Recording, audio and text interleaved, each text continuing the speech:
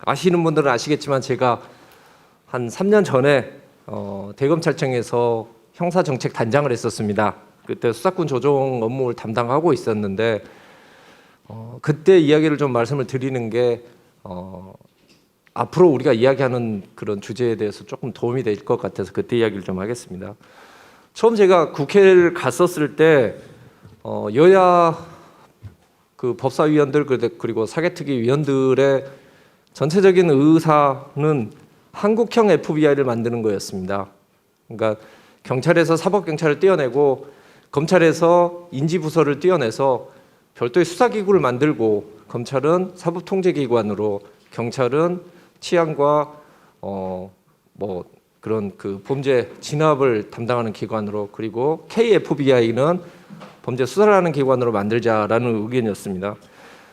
사실 그게 정말 대부분의 여야 중진 의원들의 뜻이었고 심지어 박범계 의원도 분명히 그렇게 이야기를 했었습니다. 소위에서도 그런 이야기를 하셨고 그렇게 되면 굳이 공수처까지 만들 필요도 없다라고까지 이야기하면서 강력하게 주장을 하셨죠. 근데 BH가 개입을 하면서 이게 이제 다 깨지게 됩니다. 그때 제가 민주당의 모 의원을 찾아가서 이 상황에 대해서 물어봤더니 이런 이야기를 했었습니다. 이미 늦었다. 그러니까 아직 논의 자체가 아예 시작되지도 않았었는데 이미 늦었고 결론은 났다. 그러니까 검찰에는 대신 무제한의 특수수사 권한 줄 테니까 경찰 손대지 마라. 경찰하는 일에 관여하지 말라라고 이야기를 했었습니다. 그리고 실제로 조국 민정수석이 2018년 1월 달에 이런 이야기를 합니다. 문재인 정부 권력기관 개혁안을 발표를 하면서 이미 검찰이 잘하고 있는 특수수사 등에 한해서 검찰의 직접 수사를 인정하겠다라고 이야기를 했었습니다. 그래서 저는 그때 당시에 검찰의 문제라는 건 통제받지 않는 수사인데 그걸 오히려 인정을 하고 경찰도 통제를 안 하겠다라고 이야기를 하면은 도대체 국민한테는 그게 무슨 도움이 되느냐라고 이야기를 했었습니다. 그리고 당시에 검찰 개혁을 하겠다는 논리 중에 하나가 수사와 기소를 분리시켜야 된다라고 이야기를 하고서 오히려 특수수사를 인정을 해주고 게다가 공수처의 수사와 기소 권한을 동시에 주는 게 말이 됐느냐라고 이야기를 했죠. 그때 이제 그 이야기가 나왔었을 때 그 담당자가 이렇게 이야기를 했었습니다. 그 민주당 의원이 그게 검찰이 진짜 궁극적으로 원하는 것은 당신들은 사실은 사법 통제보다는 특수수사 아니냐. 그거 준다는데 뭐 그리 불만이 많느냐라고 이야기를 했었습니다.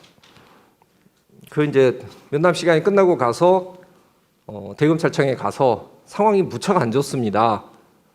큰일 났습니다라고 이야기를 드렸고 그때 모밀 총장님께서 저보고 옷벗을 각오로 싸워라라고 이야기를 하셨죠.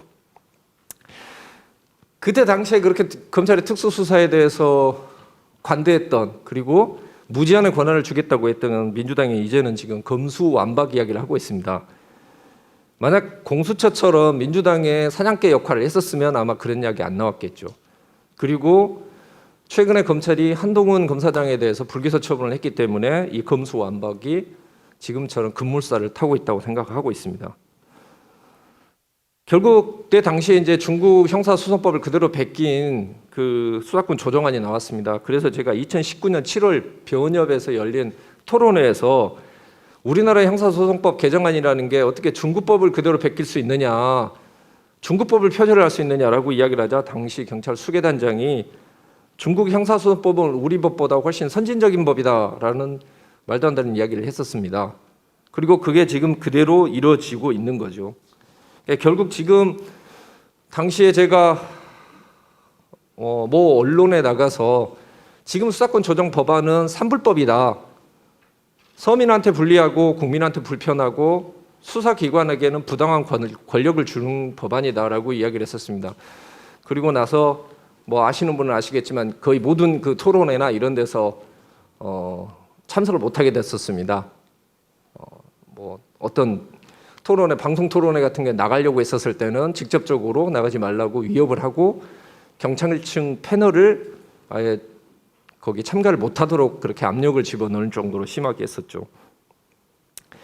지금 더불어민주당의 모 의원하고 얼마 전에도 이야기를 했었는데 저한테 이런 이야기를 하더라고요. 그때 이 법이 실제로 이런 정도의 혼란이 일어날 거라는 것을 예측을 했는데 왜 그때 이야기를 안 해줬느냐.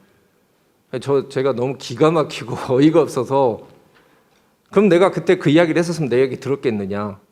그때 당시에 민주당도 이 법안이 수사권 조정이 되면은 지금과 같은 혼란이 일어날 거라는 것을 예측을 하고 있었습니다. 왜냐하면 그때 당시에 민주당 모 의원을 마지막으로 찾아가서 제가 정말 이렇게 되면 안 된다. 그때 좌천돼서 이제 쫓겨나기 직전에 마지막으로 한 바퀴 돌면서 읍소를 낸 적이 있습니다. 그랬을 때 그 의원이 저한테 이런 이야기를 했습니다. 해보고 정말 문제가 있으면 그때 바꾸면 되지 않느냐. 이번만 그냥 눈 감고 넘어가 달라. 이번만 그냥 BH가 하자는 대로 좀 해줘라. 라고 이야기를 하더라고요. 그래서 제가 그때 정말 그 모 의원한테 그랬습니다. 나중에 천벌받을 거라고. 그런 일이 실제로 존재했었고 지금 와서는 그때 법안에서 더 후퇴를 해서 이제는 검수완박을 한다고 하고 있습니다. 이거는 마치 예를 들면은 변사또가 자기가 그동안 가렴 주고 했던 거 숨기기 위해서 암행어사 마패를 강탈하겠다라는 것이고 자신들한테 협조를 하지 않았던 검찰에 대해서 마치 조직폭력배처럼 보복을 하겠다라고 이야기하는 거하고 아무런 다름이 없습니다. 근데 이렇게 되는 부분에 있었을 때 사실 저는 검찰에 있었을 때도 큰 문제가 있다고 생각하는 게 뭐냐면 제대로 된 개혁 방향을 제대로 제시를 못했고 국민들한테 설득을 못했습니다.